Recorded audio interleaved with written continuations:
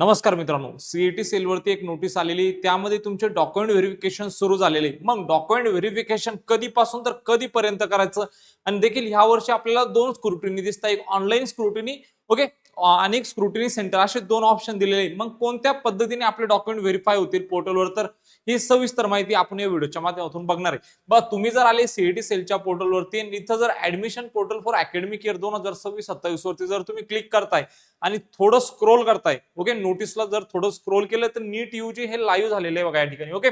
आणि याच्यावरती काय आलेली बघा, ही रजिस्ट्रेशन साठी एक नोटीस आलेली बघू शकता तुम्ही, ही एक नवीन नोटीस आलेली. जसं आपण याला स्क्रोल करत खाली घेतलं, ओके, तर यामध्ये बघा या ठिकाणी यांनी सांगितले, चौथा नंबरचा पॉईंट आहे, डॉक्युमेंट व्हेरिफिकेशन थ्रू ऑनलाईन मोड आणि स्क्रुटिनी सेंटर. ओके, थोडक्यात स्क्रुटिनी सेंटर वरती आपले या ठिकाणी जे डॉक्युमेंट आहे ते व्हेरीफाय होणार का ऑनलाईन मध्ये होणार, ओके. त्यानंतर ही जी डॉक्युमेंट व्हेरिफिकेशनची प्रोसेस 7/8/2026 ते 14/8/2026 या दरम्यान पोर्टलवरती प्रोसेस राबवण्यात येत आहे, ओके. तर हे बऱ्याचशा पालकांचा, बऱ्याचशा विद्यार्थ्यांचा प्रश्न आहे का डॉक्युमेंट व्हेरीफाय कसे होणार. बघा, ह्या वर्षी जे इन्फॉर्मेशन बुलेटिन आहे बघा पोर्टलवरती, तोही सुद्धा या ठिकाणी बघू शकता तुम्ही, ओके. या बुलेटिन मध्ये जी काही माहिती दिलेली, त्या माहितीच्या आधारावरती तुमचे या ठिकाणी जे डॉक्युमेंट व्हेरिफिकेशन ते कसं होणार थोडक्यात सांगतोय, ओके. देखील छत्रपती संभाजीनगरला आपला ऑफिस आहे, ओके, उस्मानपुरामध्ये. त्यासोबत ऑनलाईन आणि ऑफलाईन दोन्ही पद्धतीने आपल्याकडे पेड काउन्सिलिंग सुरू आहे. आता थोडक्यात विद्यार्थी मित्रांनो, ज्यावेळेस तुम्ही तुमचं रजिस्ट्रेशन करता, शेवटी तुम्हाला सगळे डॉक्युमेंट इथे अपलोड करावं लागते. जसं की तुम्ही बघू शकता, ऍडमिट कार्ड आहे तुमचं, ओके, स्टुडंट फोटो आहे, ओके, नीट यूजीची मार्कशीट आहे, थोडक्यात तुमचं स्कोर कार्ड, ओके, नॅशनॅलिटी आहे. तर हे सगळे तुम्हाला रजिस्ट्रेशन झाल्यानंतर पोर्टलवरती अपलोड करावे लागतात. मग हे व्हेरीफाय कसे होणार, ओके. तर बघा, सगळ्यात अगोदर स्टेप 1 आहे तुमची, ओके. स्टेप 1 काय असणार आहे तुमची, ज्यावेळेस तुम्ही स्टेप 1 मध्ये काय करायचंय, ऑनलाईन सगळ्यांनी रजिस्ट्रेशन करायचंय, ओके. रजिस्ट्रेशन थोडक्यात काय, तर तुम्हाला पोर्टलवरती तुमची संपूर्ण माहिती भरायची, ओके. तुमच्या अकॅडमिक डिटेल असतील किंवा रिझर्वेशनच्या जे काही माहिती असेल तुम्ही यामध्ये तुम्हाला भरायचंय. त्यानंतर स्टेप 2 असणार आहे बघा, तुम्हाला रजिस्ट्रेशन फीस पूर्ण करून ऍप्लिकेशन कंप्लीट करायचे, ओके. त्यानंतर जे काही आवश्यक बघा, या ठिकाणी सांगितलंय पोर्टलवर सर्व आवश्यक ओरिजिनल डॉक्युमेंटची कलर स्कॅन, जे या ठिकाणी तुम्हाला स्कॅन करून अपलोड करायचे. जसं की ज्यावेळेस तुम्ही पेमेंट करून देणार, नंतर असा एक टॅब शो होईल, या टॅब मध्ये तुम्हाला सगळे डॉक्युमेंट अपलोड करायचे, ओके. त्यानंतर सर्वात मोठा प्रश्न, ऑफलाईन होणार का ऑनलाईन होणार, ते देखील मी तुम्हाला सांगतोय. त्यानंतर स्टेप 4 आहे बघा, 7 ऑगस्ट 2026 ते 14 ऑगस्ट 2026 या कालावधीमध्ये काय होणार, तुमचं डॉक्युमेंटचं व्हेरिफिकेशन होणार.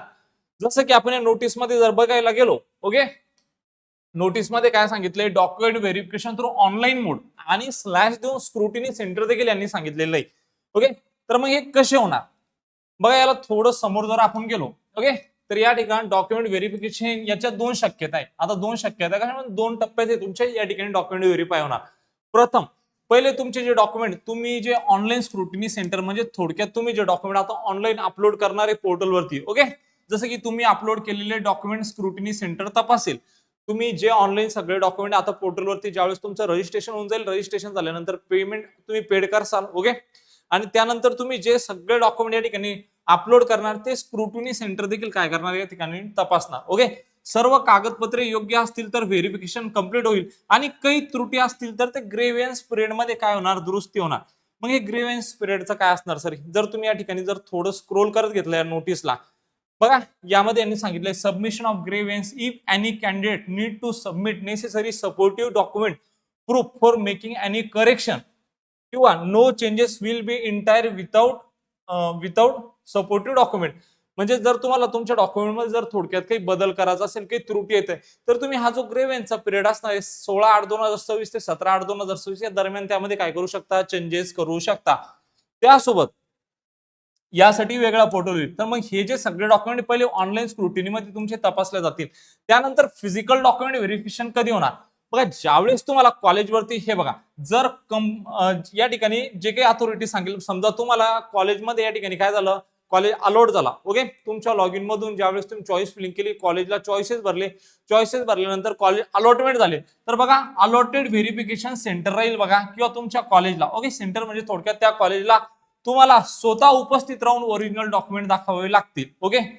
दुसऱ्या व्यक्तीमार्फत व्हेरिफिकेशन मान्य नाही. तुम्हाला ज्यावेळेस कॉलेज अलॉटमेंट होईल त्यावेळेस तुम्हाला हे सगळे फिजिकल डॉक्युमेंट घेऊन कॉलेजला जावं लागणार आहे, ओके. तर त्यावेळेस तुमचं फिजिकल व्हेरिफिकेशन होणार. जसं की ब्रोशर मध्ये जर पाहिलं तर पॉइंट हा या ठिकाणी दिलाय 7.5 मध्ये दिलेला आहे बघा. ब्रोशर मध्ये जो इन्फॉर्मेशन बुलेटिन आहे, ओके, जर या पोर्टल वरती जर आपण आलो तर हा जो नीट यूजीचा इन्फॉर्मेशन बुलेटिन आहे याला सगळ्यांनी डाउनलोड करायचं आणि यामध्ये बघायचं की यांनी काय काय सांगितलं. ओके, तर मित्रांनो यामध्ये असं सांगितलंय ब्रोशर मधील पॉइंट 7.5 नुसार, ओके, जे अथॉरिटी आहे निर्देश दिल्यास उमेदवाराने अलॉटेड व्हेरिफिकेशन सेंटर कॉलेजमध्ये स्वतः उपस्थित राहून ओरिजिनल डॉक्युमेंट दाखवावे लागतील. ओके, दुसऱ्या व्यक्तीमार्फत हे व्हेरिफिकेशन मान्य होणार नाही. तर तुमचे जे डॉक्युमेंट आहे ऑनलाईन आणि ऑफलाईन दोन्ही पद्धतीने काय होणार, व्हेरीफाय होणार.